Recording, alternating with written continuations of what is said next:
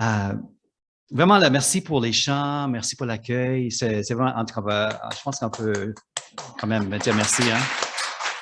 C'était vraiment de joie. Moi, j'étais jeune pasteur ici dans les années 80 et c'était mes chants là, tu sais, que j'apprenais quand j'étais jeune pasteur. Et je pense que quand on a des chants qu'on apprend jeune, ça nous marque. Hein? Et quand on est plus jeune, c'est comme si chanter ces chants-là, ça nous touche plus profondément. Donc, merci beaucoup. Donc, offrons ces moments dans la parole du Seigneur. Oui, Père, merci d'être là avec nous ce matin. Merci pour cette saison extraordinaire, de cette occasion que nous avons de remémorer aussi ta venue et justement de redécouvrir aussi cet émerveillement devant cette histoire si magnifique, devant ce cadeau si précieux de ta venue. Donc, Seigneur, donne-nous aujourd'hui aussi cette capacité de voir de nouveau ces grandes vérités-là et toucher nos cœurs. Dans le nom de Jésus. Amen.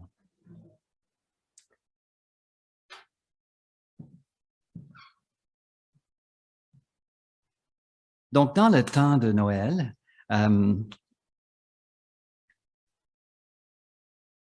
l'Église, dans sa tradition, a toujours pris les 4 semaines avant Noël pour vraiment préparer nos cœurs pour la venue de Jésus. C'est comme si Jésus est là. On sait qu'il est venu il y a 2000 ans. Mais il y a toujours cette invitation-là à préparer nos cœurs pour voir les signes de sa présence, de sa venue autour de nous, là, dans nos vies, dans nos quartiers, dans notre monde. Quels sont les signes de sa présence? Et aussi, c'était aussi une invitation à dire, Seigneur, viens de nouveau, viens me visiter, viens me renouveler, que tu sois né, entre guillemets, de nouveau là, dans mon cœur, une façon de parler, là, mais que je sois conscient de ta présence avec moi. Et les histoires qui entourent la naissance de Jésus sont des histoires magnifiques aussi de sa venue. Et ce que j'aime beaucoup avec ces histoires-là, c'est que c'est des personnes très ordinaires, comme nous, n'est-ce pas? Et les expériences quotidiennes des personnages tout à fait ordinaires, mais dont les vies ont été transformées par le Messie extraordinaire, n'est-ce pas?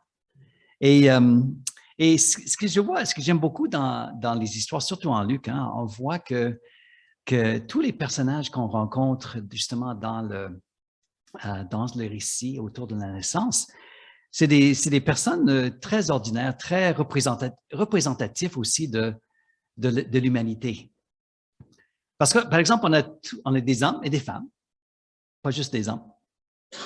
On a plus de femmes même que d'hommes dans l'histoire qui entoure la naissance de Jésus, ce qui est intéressant.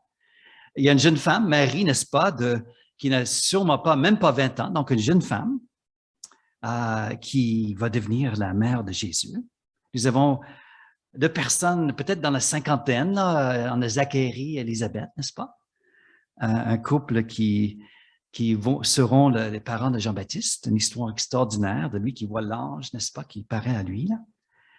Là. Nous avons le fœtus Jean-Baptiste, n'est-ce pas, dans le ventre d'Élisabeth, qui est rempli d'esprit, là, même dans le ventre de sa maman, qui est extraordinaire, n'est-ce pas? Nous avons des bergers, des personnes marginalisées dans la société, qui n'étaient pas des personnages importants aux yeux du monde, là, mais qui voient les anges chanter, qui sont les premiers à venir voir le bébé Jésus. Nous avons aussi Siméon et Anne, dont on va parler de ces 2 vieillards-là, 2 personnes âgées, n'est-ce pas, qui sont là, qui sont dans l'histoire, qui hommes et femmes, n'est-ce pas, qui prennent Jésus dans leurs bras, qui célèbrent sa venue. Donc, qu'est-ce qu'on a? On a toutes les générations, on a toutes sortes de personnages différents qui sont impliqués dans l'histoire de la venue de Jésus. Extraordinaire, n'est-ce pas? On a même des mages qui viennent de l'Orient, n'est-ce pas? Qui viennent de loin, des étrangers qui viennent de loin, qui viennent célébrer la venue du Christ. Qu'est-ce qu'on voit? on voit que le Messie est pour tout le peuple, n'est-ce pas? Pour toutes les générations, pour tous les âges. Donc, le Messie est venu pour tout le peuple. Et on peut dire pour tout le peuple québécois aussi, amen? Pour tout le peuple québécois. Peu importe l'âge, qu'on soit au-dessus de 90 ans, comme Mme Roland, qu'on soit un jeune enfant, nous pouvons entrer dans cette aventure de vie avec Jésus. Donc, on va regarder ce matin l'histoire de Siméon et Anne. Donc, c'est en Luc chapitre 2. Vous pouvez tourner avec moi. Et à partir du verset 21, c'est une de mes histoires préférées de la Bible. En tout cas, c'est vraiment extraordinaire comme histoire. Et on va laisser l'histoire de cet homme, ce vieillard, et ces deux vieillards, finalement, nous inspirer ce matin.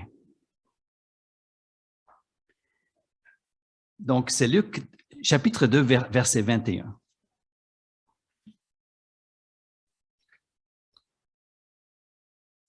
Le 8e jour auquel l'enfant devait être circoncis étant arrivé, on lui donnait le nom de Jésus.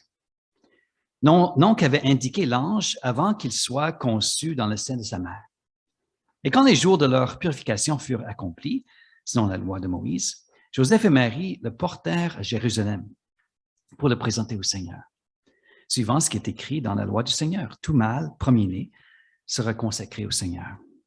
Et pour offrir un sacrifice 2 tourterelles et 2 jeunes pigeons, comme cela est prescrit dans la loi du Seigneur. Et voici, il y avait à Jérusalem un homme appelé Siméon. Cet homme était juste et pieux. Il attendait la consolation d'Israël et l'Esprit Saint était sur lui.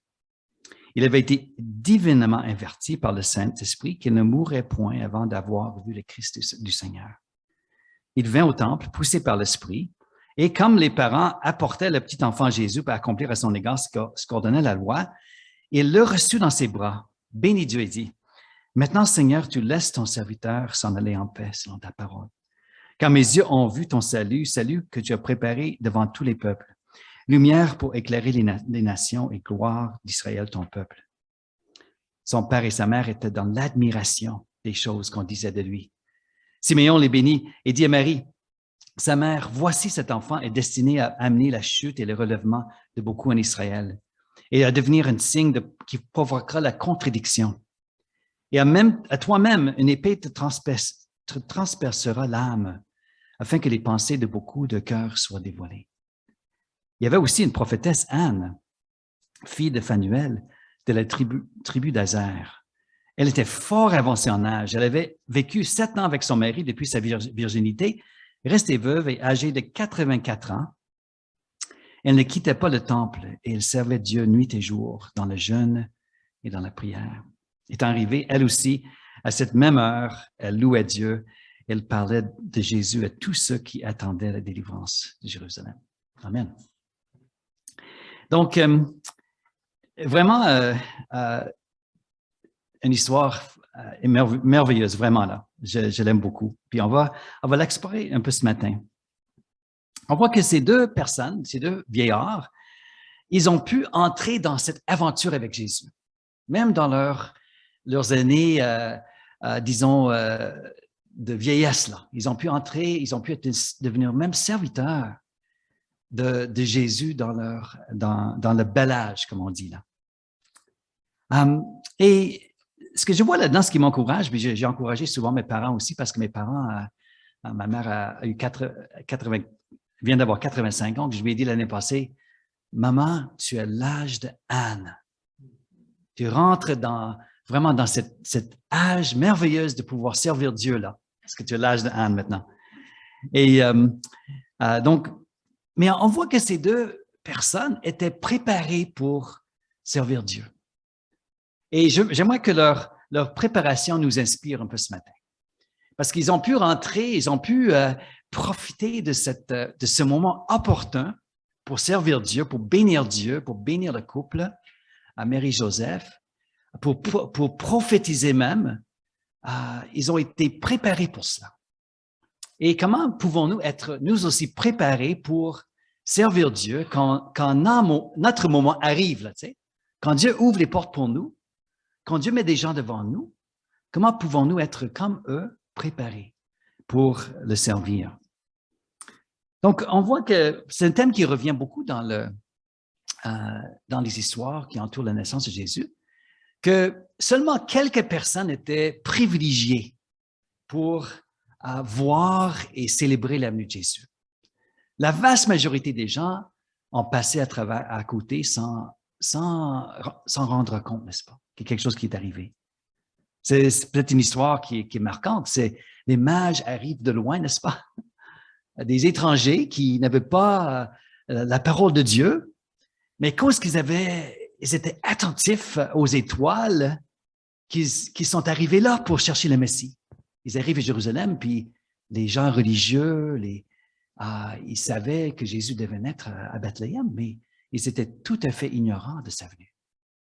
Et on voit même à Bethléem, n'est-ce pas, cette histoire qu'il n'y avait pas de place pour eux, que seulement les bergers sont venus, les gens de l'extérieur même de la ville sont venus pour célébrer, mais la vaste majorité des gens étaient exclus de cette célébration-là. Et on voit que les gens étaient occupés et préoccupés, n'est-ce pas, par bien des choses. Puis la naissance de Jésus est arrivée sans qu'ils s'en rendent compte. Et je pense que peut-être même être occupé et préoccupé, là, fait partie, peut-être c'est la maladie du siècle, peut-être, n'est-ce pas? Pour nous aussi, d'être occupé et préoccupé par bien des choses. Et peut-être même, il y a des signes de la présence de Jésus, de la venue de Jésus autour de nous, mais on passe à côté et on ne voit pas. Dieu est à l'œuvre autour de nous. Il veut se manifester à nous, mais on est occupé ou préoccupé puis on ne voit pas. Mais comment pouvons-nous être attentifs à ces signes et entrer dans cette aventure de célébrer la vie de Jésus puis de parler en son nom, là? Et pourquoi cette préparation est importante? Parce que cette préparation est importante parce que Dieu veut se révéler aussi à nous. Il veut nous rencontrer, il veut nous bénir aussi. C'est quelque chose que Dieu veut faire. Nos vies, nos voisins, etc., il veut nous bénir. Il veut aussi qu'on entre pleinement dans ce qu'il a pour nous. Donc, Jésus veut nous inviter dans cette aventure avec lui. Je pense que cette invitation est là pour nous tous. Il veut aussi qu'on soit prêt à le servir au moment opportun, là. Il veut qu'on soit équipé, comme Siméon et Anne l'étaient, pour le servir au moment opportun aussi, comme ils étaient. Donc, on voit que Siméon et Anne, leur préparation avait comme trois dimensions, ou trois volets ou trois aspects de leur préparation qu'on voit si on lit bien l'histoire. Et la première préparation de leur vie, on peut dire, c'était la préparation de leur caractère. Puis on voit quelques mots intéressants dans ce passage. Qu'est-ce qu'on voit dans le verset 25 par rapport à Siméon? Cet homme était juste et pieux. Il était juste et pieux. Si on regarde plus loin aussi l'histoire de Anne, elle restait veuve, mais le verset 37, elle ne quittait pas le temple, elle servait Dieu nuit et jour dans le jeûne et dans la prière. Donc, ces deux personnages-là étaient fidèles. Elles avaient une vie structurée, là. Une vie, ils vivaient dans un certain cadre de fidélité, là. C'est sûr qu'ils suivaient la religion juive, n'est-ce pas? Ils suivaient c'est quoi une vie fidèle selon la loi, selon la pratique du temple, etc. Donc, ils suivaient Dieu, ils suivaient Dieu dans un cadre, dans une structure. Et ils ont gardé cette structure-là tout au long de leur vie, étaient justes et pieux, ils étaient fidèles à Dieu, dans le jeûne, dans la prière. Donc, ils avaient même, on peut dire, une structure et une discipline dans leur vie qui les préparait pour le jour de son arrivée. Et on voit là que cette structure-là est importante aussi pour notre vie chrétienne à nous. C'est sûr que ce n'est plus les pratiques juives que nous mettons de l'avant, là. Mais une vie cadrée, une vie structurée, là, est importante. Participer dans nos cultes, nous rassembler avec d'autres chrétiens, c'est important pour notre vie chrétienne, même si ça ne nous tente pas, n'est-ce pas? C'est important d'avoir une discipline de prière, de lecture, de méditation, d'avoir une structure de notre vie chrétienne. Même si ça ne nous tente pas, même si Peut-être on aimerait bien faire d'autres choses, là, mais d'avoir cette structure-là nous prépare notre caractère, notre vie intérieure. Quand on vit une fidélité dans notre vie, dans les petites choses de notre vie, qu'est-ce qu'on fait? Nous sommes en train de bâtir une fondation pour notre vie. Et on peut prendre l'exemple d'un athlète, par exemple, un athlète qui se prépare pour les Olympiques qui s'en viennent, n'est-ce pas? Un athlète se met toujours dans une discipline, dans une structure de préparation. Je me souviens, quand les Olympiques ont eu lieu en Espagne, ça doit faire une vingtaine d'années maintenant, là, le dicton était « No pain, no Spain ». Aucune douleur, aucune Espagne. Ça ne marche pas autant en français, là.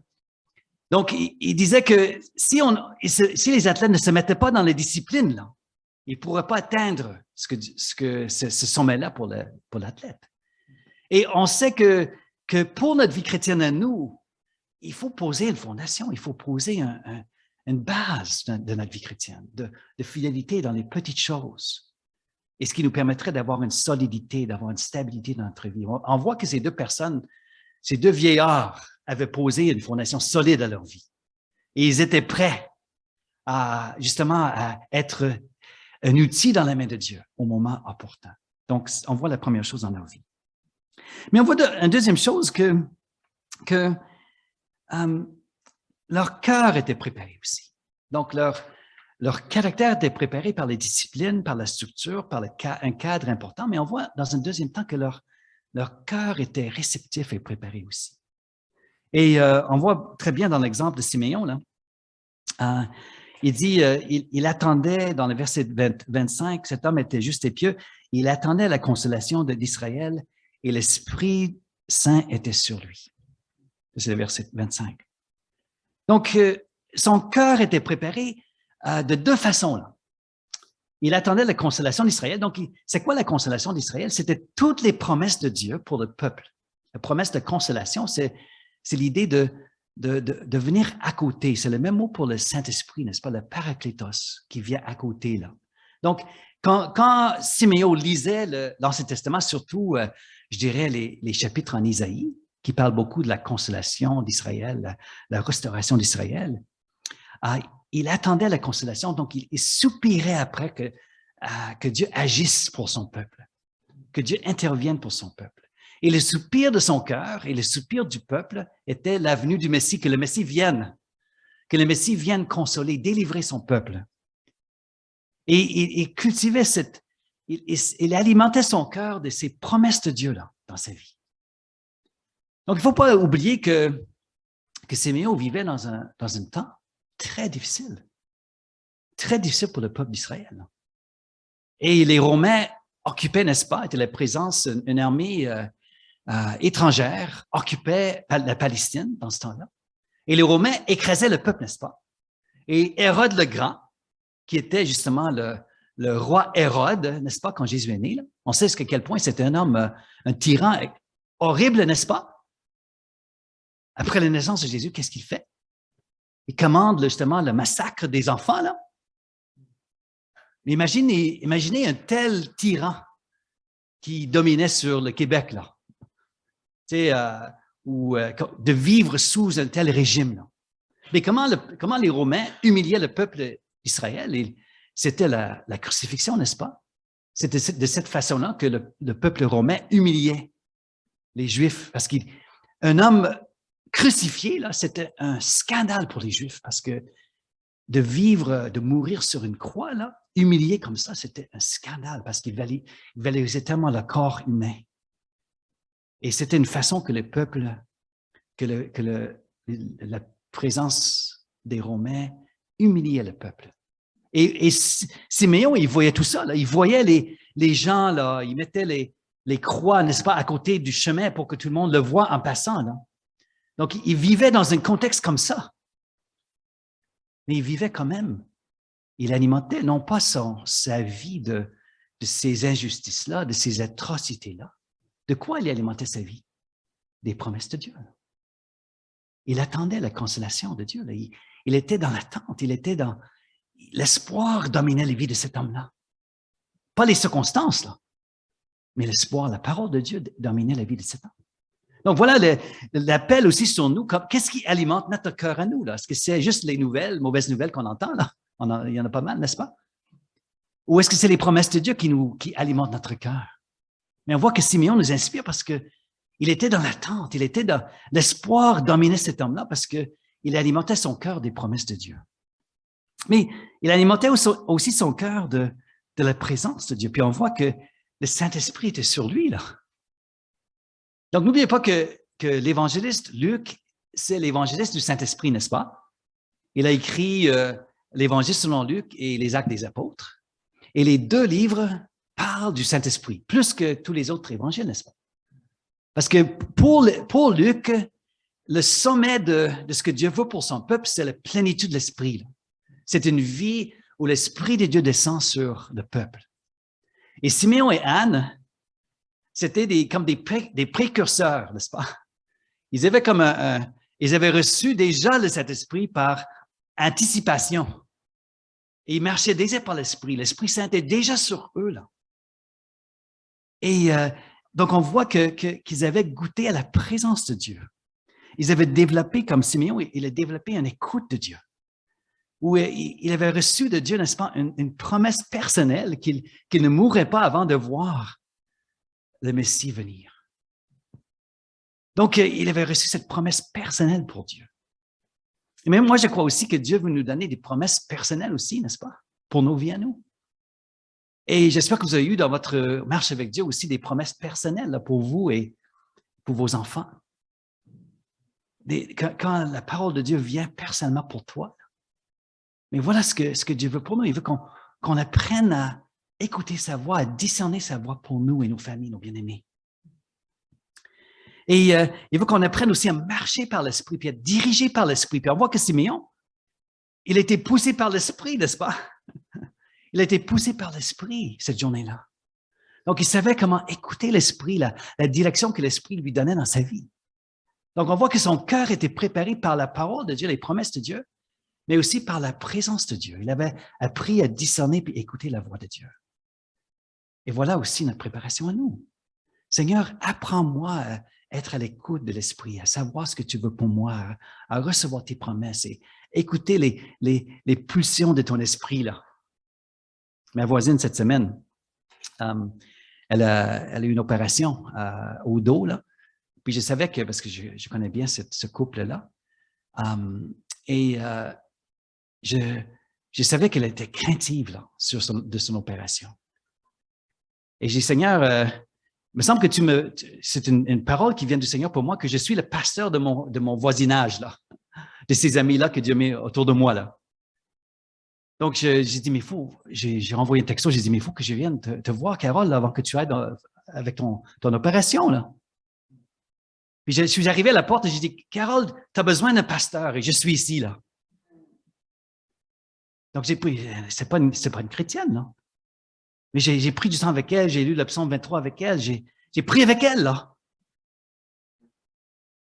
Et j'ai dit, Seigneur, je sais qu'elle est craintive, je sais qu'elle a ouvert déjà son cœur à moi. Puis elle m'a déjà dit, quand elle a su que j'étais pasteur, sais-tu ce qu'elle m'a dit, là? Ah, j'ai dit, tu seras un bon pasteur. Donc, si elle voit déjà là que je serai un bon pasteur, là, je serai un bon pasteur pour elle, là. Donc, c'était vraiment la voix de l'Esprit qui me dirigeait, là. Et j'ai pris encore pour elle aussi, elle aura un rétablissement quand même qui va prendre du temps, là, mais voilà, Carole. Mais savoir comment écouter l'Esprit quand l'Esprit de Dieu nous appelle à le servir de différentes façons, nous parle. Et c'est la même chose pour Anne, n'est-ce pas? Elle était aussi à l'écoute du Saint-Esprit, elle était prophétesse, n'est-ce pas? Donc, ce qui est spécial avec elle, c'est que après avoir vécu la tragédie dans sa vie, là, elle a perdu son mari très jeune, n'est-ce pas? Elle a dit, mais voilà l'occasion, non pas de pleurer mon sort, là, mais qu'est-ce que cette tragédie-là peut ouvrir dans ma vie, là? Puis elle s'est mise à écouter Dieu, puis elle a entendu l'appel à devenir prophétesse, là. Et elle a donné sa vie, a consacré sa vie à servir Dieu tout au long de sa vie, là. Donc, cette femme-là, elle a appris à traduire puis à a transformé la tragédie en service de Dieu, là. Extraordinaire. Donc, cette femme-là, où elle était à l'écoute du Saint-Esprit, elle a appris à discerner la voix de Dieu, même à l'intérieur d'une perte. Disons, dans le temps de la Bible, il faut penser que c'est toute une perte pour cette femme-là, dans n'importe quel contexte, mais dans le temps de la Bible, doublement. Là. Mais elle a vu ça comme une occasion de se rapprocher de Dieu, puis de devenir une femme à son service. Là. Extraordinaire. Quel exemple pour nous, là? Donc, ils ont cultivé cette réceptivité à la parole, cette réceptivité à l'esprit dans leur vie. Là. Donc, cette dynamique relationnelle était extraordinaire dans leur vie, toutes les deux. Là. Mais il y a aussi une troisième préparation pour ces deux vieillards. Donc, si vous pensez que vous êtes trop vieux, là, c'est pas vrai. Parce que regarde ces deux-là, là. À part Mme Roland, là, nous sommes tous plus jeunes que eux, n'est-ce pas? Donc, il y a des belles années encore devant nous, là. J'ai vu un nouveau bloc appartement en train d'être construit, là, puis pour le bel âge, là. Mes amis, c'est le bel âge, là. Et c'est aussi l'âge pour servir Dieu, là. Parce que regarde ces deux-là. Combien ils ont pu être à son service dans leur bel âge. Donc, la préparation, la troisième préparation, c'est vraiment la préparation de l'obéissance, là. Mes pieds, mes mains et ma bouche, là. Pas juste mon cœur, mais il faut que moi, là, que je sois préparé, là, de façon très pratique à servir mon Dieu aussi. Donc, toute une obéissance. Vous savez que le mot obéissance dans la Bible, c'est le mot la racine du mot, c'est le mot écoute. C'est le mot écoute. Donc, l'obéissance, c'est j'entends ce que Dieu dit, là, et je mets mes pieds dans le chemin qu'il trace pour moi. Donc, il y a une obéissance, il y a une expression qui découle de mon écoute. Là. Je mets ces paroles en pratique dans ma vie. Voilà l'idée d'obéissance. Mais on voit que ces deux personnages étaient préparés de façon très concrète à servir leur Dieu. Donc, poussés par l'Esprit, nous voyons que Simeon, là, peut-être rendu à son âge, ça faisait mal marcher, là. Mais il était poussé par l'Esprit, s'est rendu au temple. Là. Donc, on voit que ses pieds étaient prêts à obéir là, pour arriver au bon moment, à la bonne place. Là. Et l'autre jour, quand j'allais voir ma voisine Carole, j'ai dit, il fallait que je me déplace, là. Il faut que je fasse un pas, là, envers mes voisins, là. Il faut que je surmonte peut-être mes craintes, mes hésitations pour me mettre dans les voies de Dieu, là. Mon épouse et moi, nous avons même invité des voisins chez nous. Ils sont venus chez nous hier soir. On a dit, mais on va profiter le temps de l'Avent, n'est-ce pas, la saison avant Noël, pour inviter nos voisins chez nous. Et les deux couples sont venus finalement. Il y avait une autre madame qui n'est pas venue après tout, mais il fallait qu'on le fasse, là. Il ne fallait pas qu'on demeure dans la sphère de belles idées, là. Puis on ressentait que Dieu avait préparé leur cœur quand on a tendu l'invitation qu'ils viennent chez nous. Puis on a aussi parlé du dessert que mon épouse allait préparer aussi, donc ça a aidé. Mais donc, il fallait qu'on fasse quelque chose. Là. Mais mon épouse et moi, on s'est dit, mais il faut aussi passer à l'action. Là. Et ils sont venus, puis ils ont été touchés. Hein. Et vous savez ce qu'ils ont dit, là, les deux couples sont venus là? Il faut le refaire. Il faut aller plus loin, là. Donc, c'est eux qui ont dit ça, là. Roy et moi, on était comme bouche bée, là. Ils ont, dans la nouvelle année, qu'est-ce qu'on peut faire, là? Est-ce qu'on peut faire une étude biblique, là, ou quelque chose? C'est incroyable de voir ça, là. Et c'était celle qui n'a pas du tout Roxane, c'est son nom, qui n'a pas du tout un arrière-plan chrétien, qui était le plus touché, là, par la soirée. Donc, il y a cette préparation, mais il faut aussi enclencher notre action, là, pour servir Dieu aussi. Donc quand nous arrivons à ce point-là, qu'est-ce qui arrive quand Dieu veut qu'on devienne une source de bénédiction? Il veut déverser sur nous la bénédiction, puis il veut qu'on devienne cette source de bénédiction pour les autres. C'est ce qu'il désire. Puis on voit ça dans l'exemple de Siméon, là. Et quand nous nous retrouvons dans les dans les voies de Dieu. Vous savez que nous connaissons tous bien le verset, les œuvres préparées d'avance pour nous. Quand Dieu prépare quelque chose pour nous, là, c'est là où la bénédiction, je peux dire, explose, éclate dans nos vies. Puis on voit ça dans l'exemple de Siméon. Là. Puis la bénédiction, disons, éclate. Et dans le verset 28, il reçoit Jésus dans ses bras, ce jour extraordinaire. Et quelle est la première chose qu'il fait là? Il bénit Dieu. Donc, ça, c'est la première chose qui arrive quand nous retrouvons dans les voies de Dieu, quand nous marchons dans les voies d'obéissance. Nous voyons que la bénédiction de Dieu, nous voyons la bénédiction autour de nous. On l'a vu hier soir, mon épouse et moi, là. On a vu la bénédiction de Dieu. Et moi, j'avais cette première réaction, merci Seigneur. Donc, la bénédiction monte vers Dieu, la première chose. Puis, quand Siméon prend Jésus dans ses bras, c'est premièrement vers Dieu qu'il lève sa voix. Donc, la bénédiction monte vers Dieu. Maintenant, Seigneur, donc il parle au Seigneur tout de suite. Il bénit Dieu premièrement. Tu laisses ton serviteur s'en aller en paix selon ta parole, le verset 29, car mes yeux ont vu ton salut. Donc, la bénédiction aussi tombe sur lui aussi. Donc, les bénédictions montent vers Dieu, les bénédictions tombent sur lui. Il prend Jésus dans ses bras. Là. J'aime tellement cette image-là, là, de prendre Jésus dans ses bras, de prendre la bénédiction du Messie dans ses bras. Là. Et vous savez que hier soir, j'ai partagé ce même passage avec mes voisins. Là. Et l'image de Jésus qui vient, la bénédiction de Jésus qui vient parmi nous. Et donc, la bénédiction tombe sur nous. Là. Mais la bénédiction n'arrête pas là, là. La bénédiction de Dieu, ça coule vers les autres aussi. Ça coule vers les autres. Puis on voit même, il va plus loin encore, puis il dit, et dans le verset 33, nous lisons, son père et sa mère étaient dans l'admiration des choses qu'on disait de lui. Donc, Siméon, quand il bénissait Dieu, il recevait la bénédiction, il bénissait Dieu, puis Marie et Joseph étaient bénis par lui aussi, par ses paroles.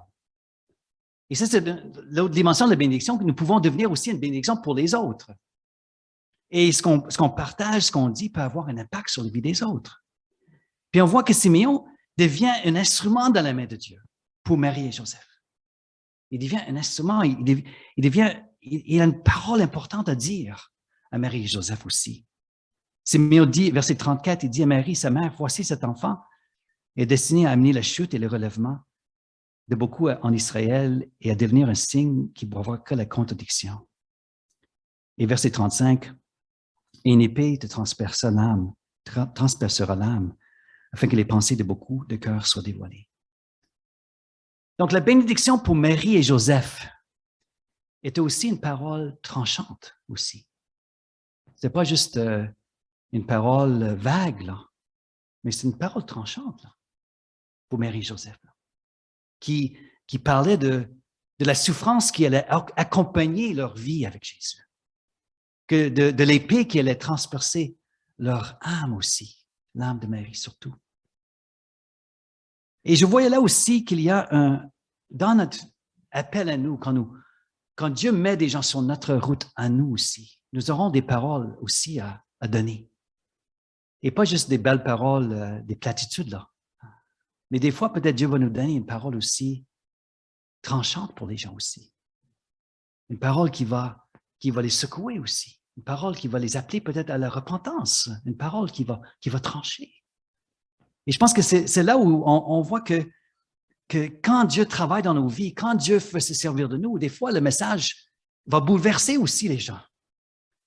Et ça fait partie de cet appel aussi à bénir, mais à dire un mot qui va faire du bien un peu. Quand tu arrives au médecin, là, et tu as un problème avec ta santé, tu veux que le médecin te dise la vérité, n'est-ce pas?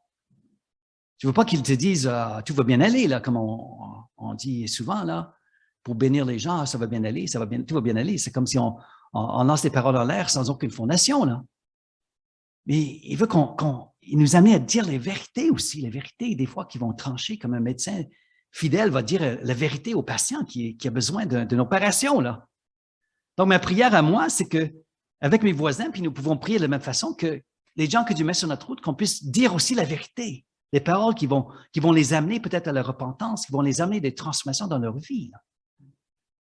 Donc, que Dieu nous donne aussi cette onction pour parler en son nom. Donc, Donc, voilà ma prière pour moi et pour nous, qu'on devienne comme Siméon, qu'on puisse entrer dans cette bénédiction-là, des œuvres préparées d'avance pour nous, cette joie de voir Dieu se servir de nous pour accomplir, pour proclamer le Messie, n'est-ce pas, pour amener les gens à rencontrer le Messie et à être transformés par lui. Voilà ce que je pense que ce couple, ces deux personnes nous inspirent à vraiment être dans l'attente devant Dieu. Amen.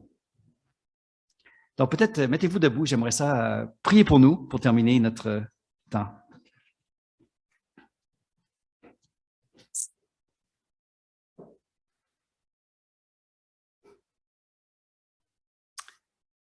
Oh Jésus, merci pour cette histoire extraordinaire, pour l'exemple de Siméon. Et oui, nous pouvons dire aussi que quand tu es venu dans nos vies, quelle joie, quel merveilleux cadeau de ta présence. Et oui, comme disait Marielle, même plutôt, ce cadeau-là n'est pas un cadeau que tout va bien aller, qu'on n'aura pas de souffrance. Mais Seigneur, à travers tout ça, nous avons vu ta main, nous avons vu ta fidélité. Et nous célébrons encore, Seigneur, ta présence dans nos vies. Et quelle joie de t'avoir. Quelle joie de te prendre dans nos bras pour l'exemple de Siméon ici. Quelle joie de savoir que tu es là avec nous. Et Seigneur, ma prière pour nous tous, c'est qu'on puisse devenir aussi cette source de bénédiction pour les autres, qu'on puisse amener les autres aussi à découvrir qui tu es, Seigneur. Et la joie aussi de t'avoir dans nos vies. Oui, Seigneur, le monde autour de nous semble souvent ne pas être réceptif à ta parole. Mais Seigneur, que tu puisses mettre les gens sur notre route qui sont préparés par toi. Et que tu nous donnes le courage aussi de leur parler de toi. Surtout en cette saison de Noël. Je prie tout ça dans le puissant nom de Jésus. Amen.